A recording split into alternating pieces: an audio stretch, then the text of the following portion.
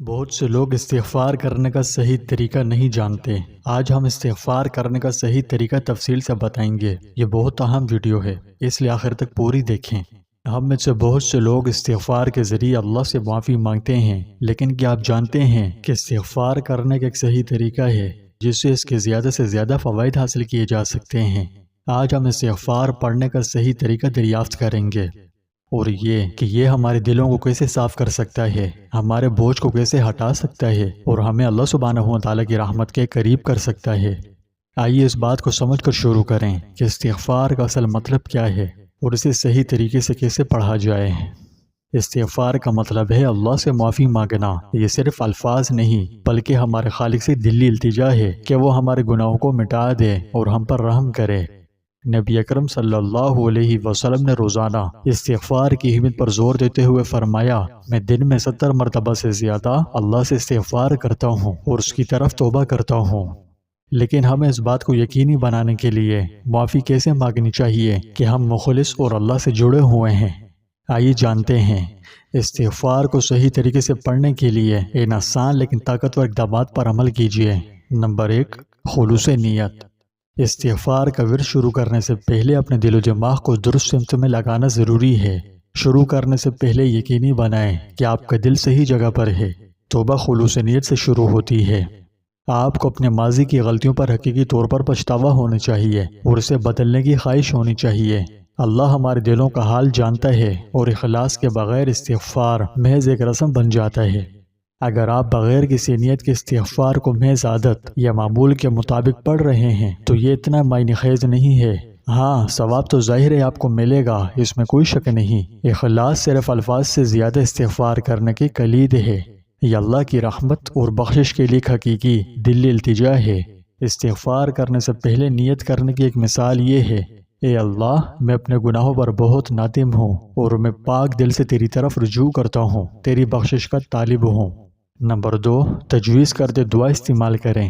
استغفار کے بہت سے طریقے ہیں، لیکن اللہ کو سب سے زیادہ پیارے وہ ہیں جو ہمارے نبی صلی اللہ علیہ وسلم نے سکھائے ہیں۔ یہاں کچھ طاقتور ترین جملے ہیں۔ استغفر اللہ، جس کا مطلب ہے میں اللہ سے معافی مانگتا ہوں۔ یہ پڑھنا ایک سادہ عمل ہے، لیکن اس کا اثر ناقابل یقین حد تک گہرا اور طاقتور ہے۔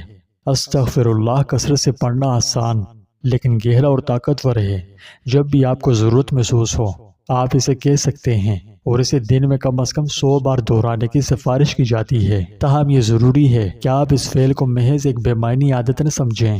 جب بھی آپ استغفر اللہ کہیں، ایک لمحے کے لیے توقف کریں، اپنے گناہوں پر غور کریں اور اللہ سے معافی مانگنے کا وزن محسوس کریں۔ اس طرح استغفر اللہ پڑھنے کا عمل بامعنی ہو جاتا ہے اور آپ اسے کرتے ہوئے اللہ سے حقیقی تعلق محسوس کریں گے۔ اس کے علاوہ اور بھی بہت سے الفاظ ہیں، جیسے سید الاستغفار۔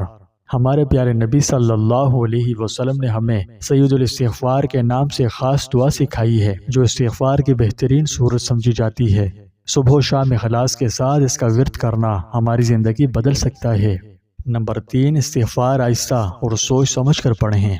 استغفار پڑھتے وقت اپنا وقت نکالیں، جلدی نہ کیجیے۔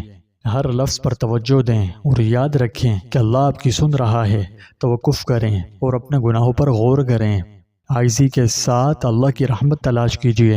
دھیرے دھیرے استغفار کرنے سے دل میں اخلاص بڑھتا ہے۔ نمبر 4، استغفار کو اعمال کے ساتھ جوڑیں۔ حقیقی استغفار صرف الفاظ کہنا نہیں بلکہ عمل کرنا بھی ہے۔ آپ کو گناہوں سے دور رہنے کی کوشش کرنی چاہیے اور نیک اعمال کے ساتھ اپنے استغفار پر عمل کرنا چاہیے۔ جب ہم معافی مانگتے ہیں تو اللہ بہت پسند کرتا ہے، لیکن جب ہم خود کو بہتر بنانے کی کوشش کرتے ہیں تو وہ اور بھی زیادہ پسند کرتا ہے۔ رسول اللہ صلی اللہ علیہ وسلم نے فرمایا، برائی کے بعد نیکی کرو، وہ اسے مٹا دے گی۔ اس لیے استغفار کے ساتھ ساتھ اچھے اعمال بھی کیجیے۔ دوسروں کی مدد کریں، صدقہ و خیرات دیں اور اپنی غلطیوں کو دہرانے سے بچنے کی کوشش کریں۔ پیارے دوستوں، آپ کسی بھی وقت اللہ سے معافی مانگ سکتے ہیں، لیکن کچھ ایسے خاص لمحات ہوتے ہیں جب یہ اور بھی زیادہ فائدہ مند ہوتا ہے، جیسے رات کے آخری تہائی حصے میں۔ یہ وہ وقت ہوتا ہے جب اللہ سبحانہ و تعالیٰ آسمان دنیا پر نزول فرماتا ہے اور پکارتا ہے کہ کیا کوئی ہے استغفار کرنے والا کہ میں انہیں بخش دوں۔ اسی طرح نماز کے بعد، فرض نماز کے بعد ایک اور بہترین وقت ہے نماز کی چٹائی چھوڑنے سے پہلے چند لمحے بیٹھ کر اخلاص کے ساتھ اللہ سے معافی مانگیں۔ انشاءاللہ ان آسان اقدامات پر عمل کرنے سے آپ کا استغفار زیادہ سے زیادہ مؤثر اور بامعنی بن جائے گا۔ یاد رکھیے، اللہ معاف کرنا پسند کرتا ہے اور اس کی رحمت بے حد وسیع ہے۔ جب بھی آپ اپنی غلطیوں کا بوجھ محسوس کریں یا اپنے گناہوں کے بوجھ تلے دب جائیں تو استغفار کی طرف رجوع کریں۔ یہ آپ کی زندگی میں سکون، برکت اور رحمت کا ذریعہ بن جائے گا۔ آئیے ہم سب اخلاص کے ساتھ استغفار کو باقاعدگی سے پڑھنے کی عادت بنائیں اور دیکھیں کہ یہ ہماری زندگیوں کو کیسے بدلتا ہے۔